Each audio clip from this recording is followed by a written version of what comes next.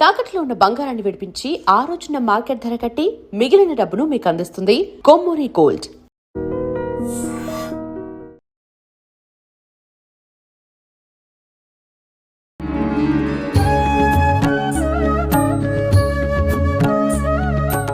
నమస్కారం గురుజీ. నమస్కారం మా విజిత. గురుజీ, చాలా వరకు చూస్తూ ఉంటాము. అంటే వచ్చిన సంపాదన సరిపోక అప్పులు చేసే కుటుంబాలు ఎన్నో ఉన్నాయి. అంటే అవసరాల కోసం, నిత్యావసరాల కోసం కూడా అప్పు చేయాల్సిన దుస్థితి చాలా కుటుంబాల్లో ఉంటుంది. అంటే అందరూ అలా ఉన్నారని చెప్పలేము గానీ కొంతమంది. ఆ బాధ వాళ్ళకే అర్థమవుతుంది. మిగతా వాళ్ళకి అది సిల్లీగా అనిపించొచ్చు గానీ అనుభవించే వాళ్ళకే తెలుస్తుంది ఆ అప్పుల బాధ అనేది. ఈ అప్పుల బాధ తొలగిపోయి చక్కగా వాళ్ళ అవసరాలకి వాళ్ళకు ధనం సమకూర్చి అంటే అందుబాటులోకి వచ్చే విధంగా ఏదైనా పరిహారం ఉంటే తెలియజేయండి. తప్పకుండా అమ్మా. ఈ అప్పుల బాధ నుంచి మినహాయింపు ఎవరికీ లేదు. సాక్షాత్తు శ్రీనివాసుడే అప్పు చేశాడు కుబేరుడి దగ్గర. అలాగే అంబానీ కూడా, వాళ్ళందరూ అప్పులుంటాయి, లయబిలిటీస్, బ్యాంక్స్ అన్నీ కూడా ఓవర్ డ్రాఫ్ట్ ఓడి ఇస్తుంది. అంటే దీన్ని బట్టి అర్థమయ్యేది ఏంటంటే ప్రపంచంలో ప్రతి మానవుడు కూడా అప్పు లేకుండా లేడు. అండ్ నెక్స్ట్ మనకి ప్రతి స్టేట్ కూడా ఇండియాలో ఇప్పుడు ప్రతి ఉన్న మనిషికి మనం 51 రూపాయి ఒకప్పుడు ఉండేది, ఇప్పుడు 3000 రూపాయలు తలకట్టున మన మనిషి మీద. వరల్డ్ బ్యాంక్కి మనం 3000 రూపాయలు 4000 రూపాయలు ఫిగర్ అయితే ఎగ్జాక్ట్గా మారుతూ ఉంటుంది. ప్రతి ఒక్కడు అప్పులో ఉన్నాం మనం. కాబట్టి వరల్డ్ బ్యాంక్ వచ్చి బాబు గారినో రేవంత్ రెడ్డి గారినో మోడీ గారిని అడిగితే ఆల్రెడీ మనం తాకట్టు పెట్టేసే ఉన్నాం వరల్డ్ బ్యాంక్కి. కాబట్టి అప్పు లేనివాడు లేడు కలియుగంలో. ఇది అందరం ఉన్నాం. ఇకపోతే చిన్న చిన్న వాళ్ళ పాపం వాళ్ళ పొట్టకూటి కోసం దీనికోసం అప్పులు చేయాల్సిన సందర్భం ఉంది. దానికి ఏం భయపడక్కర్లేదు. అప్పు నుంచి నివారణ పొందడానికి మంత్రాలు మనకి తాళపత్ర గ్రంథాలు చెప్తున్నాయి.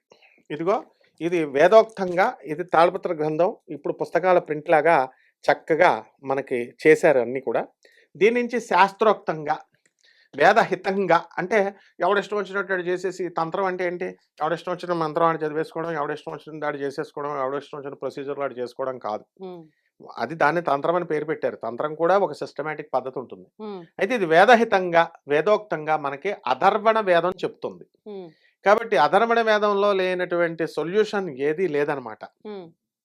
అందువలన ఇప్పుడు మనం ఇచ్చేటటువంటి యొక్క అప్పుల బాధను పోగొట్టేటటువంటి ఒక మంత్రాన్ని మనం చెప్తున్నాము. ఇది ప్రతిరోజు కూడా మంగళవారం నాడు స్టార్ట్ చేయాలి. దీన్ని మంగళవారం నాడు స్టార్ట్ చేసి చక్కగా మనము ఈ మంత్రాన్ని కనుక మనం చేసుకుంటే తప్పకుండా మనకు అప్పుల బాధ తొలగిపోతుంది. సుబ్రహ్మణ్యేశ్వర స్వామి వారు కుజుడు మనకి అధిపతి అనమాట. ఈ అప్పుల బాధ పోవాలంటే కుజుడు స్ట్రాంగ్గా ఉండాలి. ఇప్పుడు దీనికి మనము ఈ మంత్రం ఇస్తున్నాము.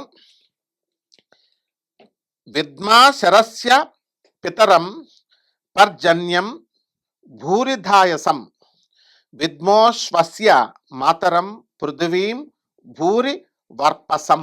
ఇది మంత్రం. రెండోసారి చెప్తున్నాం. దీన్ని మనం స్క్రీన్ మీద కూడా పెడదాం. విద్మా శరస్య పితరం పర్జన్యం భూరిధాయసం విద్మోశ్వస్య మాతరం పృథివీం భూరి వర్పసం. దీనికి ఋషి అధర్వ, దేవత కూడా చెప్తున్నాం పర్జన్య. అలాగే ఛందస్సు ఉంటుంది దీనికి, అనుష్టుప్ ఛందస్సు. త్రిపద నిరాణ్రామ గాయత్రీ దేవి దీనికి దేవత. కాబట్టి దీన్ని మంత్రాన్ని మనం వాళ్ళకి భక్తులకి ఇద్దాము. ఈ మంత్ర జపాన్ని ఎలా చేయాలి అంటే 41 రోజుల పాటు చేయాలి. ఇది వేద మంత్రం ఇది. కాబట్టి మొట్టమొదటగా గణపతికి ఓం శ్రీ గణేశాయ నమః అంటూ దండం పెట్టుకొని, జగద్గురువులైనటువంటి ఆదిశంకరాచార్యులు వారు, పరమేశ్వరుడు ఆదిగురువు, దత్తాత్రేయుడు, వీళ్ళెవరు ఫోటో పెట్టుకొని మనం అంతా జగద్గురువులే వాళ్ళు చక్కగా సాధన చేసుకోవాలి. ఇది ఈ మంత్రాన్ని మామూలుగా మాలతో, ఏ మాలైనా పనిచేస్తుంది. ఇది డబ్బులకు సంబంధించింది కాబట్టి మనము తామర మాల ఉన్నవాళ్ళు వేసుకోండి, లేని వాళ్ళు అవసరం లేదు. తామర పూసలతో, తామర విత్తనాలతో చేసినటువంటి దాంతో జపించవచ్చు.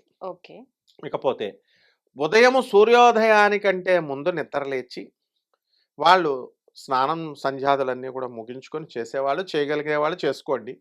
లేనటువంటి వాళ్ళు ఉదయం మనకి సూర్యుడు వచ్చిన తర్వాత నిద్ర లేచిన తర్వాత ముందు సూర్యుడికి స్నానాలు అవి చేసి 7 గంటలు ఆ టైంలో చేసుకొని ఆఫీస్‌కెళ్ళిపోవచ్చు. హుహు. రోజుకు 108 సార్లు జపం చేస్తే చాలు. తామరమాలే శ్రేష్టమా గురూజీ? అంతే కదా! లక్ష్మీదేవి తామర తామర పుష్పం నుంచి పుష్పం నుంచి. పుట్టింది కాబట్టి అది శ్రేష్టము. లేదా తులసిమాల కూడా చేసుకోవచ్చు తులసమ్మ తల్లి. హ్మ్.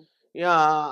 అంటే ఐశ్వర్యం ఈశ్వరాదిచ్చేత్ అన్నారు. రుద్రాక్షత కూడా చేసుకోవచ్చు. హ్మ్. ఐశ్వర్యం ఈశ్వరాదిచ్చేత్. ఈశ్వరుడు ఇచ్చేది. ఐశ్వర్యానికి అధిపతి ఈశ్వరుడు. హ్మ్. అలాగే ఈ ఈ మంత్ర జపాన్ని మనం చేసుకున్నప్పుడు హ్మ్. 108 సార్లు చొప్పున కాస్త సింప్లిసిటీ మనం పాటించాలి. దానిలా పరుపుల మీద పడుకోకూడదు. సాధన కొన్ని 11 రోజులో, 21 రోజులో పెట్టుకుంటాం గదా! మెత్తగా ఉండాలా, ఏసీ ఉండాలా అని పడుకుంటే ఇంక మంత్రం మీద దృష్టి ఎలా ఎళ్తది? కాబట్టి ఆ దేవతకి రెస్పెక్ట్ ఇవ్వాలి. ఆ మంత్రానికి రెస్పెక్ట్ ఇవ్వాలి. ఏవండీ మనం పిలిస్తే మంత్రం వస్తుందండి, దేవత వస్తుందంటే వస్తుందని శాస్త్రం చెప్తుంది. దైవం మంత్రాధీనం. దేవుడు మంత్రానికి అధీనంలో ఉంటాడు. నెక్స్ట్ మంత్రం గుర్వాధీనం, బ్రాహ్మణాధీనం. అంటే ఆ మంత్రము బ్రాహ్మణుడి చేతిలో ఉంటుంది. గురువు చేతిలో ఉంటుంది. బ్రాహ్మణుడు అంటే ఏంటి? హ్మ్. అర్థం బ్రాహ్మణ క్యాస్ట్‌లో పుట్టారని కాదు అర్థం. అక్కడ ఉల్లిపాయలు, వెల్లుల్లిపాయలు తినకుండా ఆకుకూరలు తింటూ, కూరగాయలు తింటూ, సాత్విక. జీడిపప్పు కూరని చక్కగా రోజు చేసుకొని తింటూ, మటన్, చికెన్‌లా లేకుండా సాత్వికంగా ఉండడం. ఎంతసేపు నిరంతరం వీలున్నంత సేపు దైవనామాలు చేసుకుంటూ సాత్వికంగా ఉండేవాళ్ళని బ్రాహ్మణులంటారు. అందువలన మనం చక్కగా ఈ యొక్క మంత్రాన్ని మనం చేసుకుంటే తప్పకుండా మనకి 100కి 100% మన నుంచి అప్పుల బాధంతా గూడా మనము విముక్తులైపోతాం. అందులో డౌటే లేదు. హ్మ్. అయితే ఈ యొక్క మంత్రాన్ని మనం పిలిచినప్పుడు దైవం మంత్రాధీనం అంటే మంత్రాన్ని పిలుస్తాం. అమ్మా మంత్రదేవత ఆగచ్చ అని పిలిచినప్పుడు ఆ దేవత వస్తుంది గాయత్రి రూపంలో. ఆమెకి రెస్పెక్ట్ ఇవ్వాలి. ఏవండీ మనం పిలిచామండి, వచ్చిందా రాలేదో మనకు తెలీదు కదండీ అనకూడదు. ఒక హ్మ్. గెస్ట్‌ని పిలుస్తాం మనం. గెస్ట్ వస్తాడు కదా! కూర్చోబెడతాము, సేవలు చేయాలి మనం. అవును. ఇవ్వడం, టీ ఇస్తాం కదా! అలాగా. సో, గురువుని కూడా హ్మ్. గౌరవించాలి ఆదిశంకరుల్ని.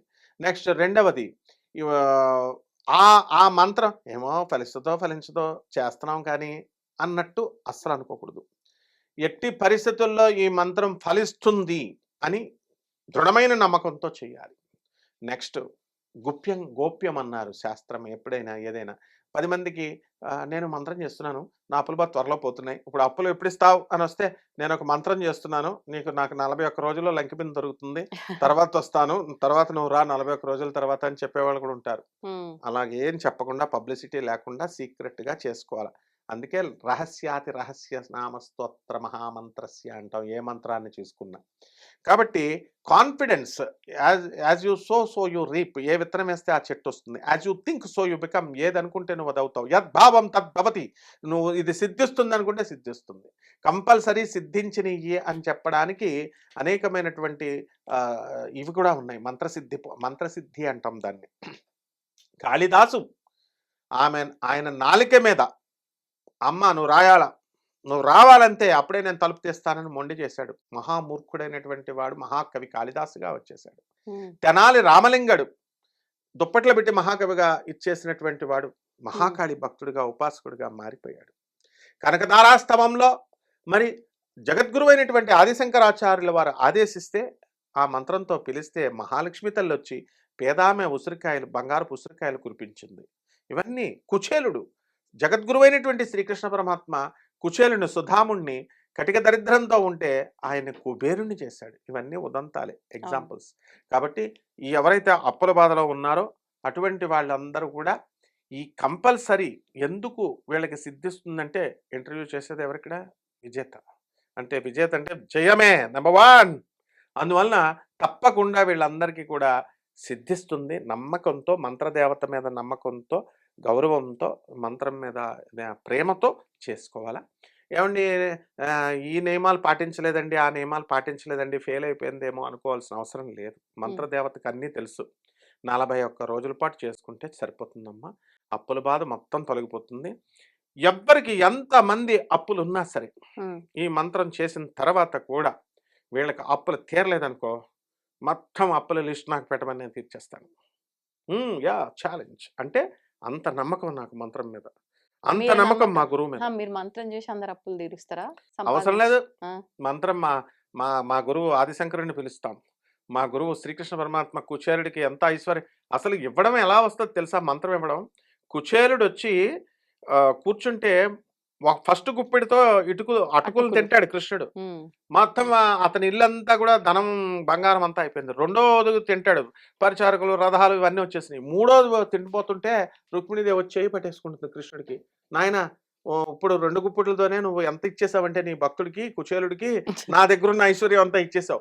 3వ గుప్పుడు కూడా నువ్వు తింటే నేను వెళ్ళి చీపురు పట్టుకుని ఆమెకు పాచి పని చేయాలి, ఆయనకి నువ్వు ఆపు నాయన అంటే, ఈ మంత్రాధిష్టాన దేవత అయినటువంటి శ్రీకృష్ణ పరమాత్మ తన భక్తుడికి అంత ఐశ్వర్యాన్ని ఇస్తాడు.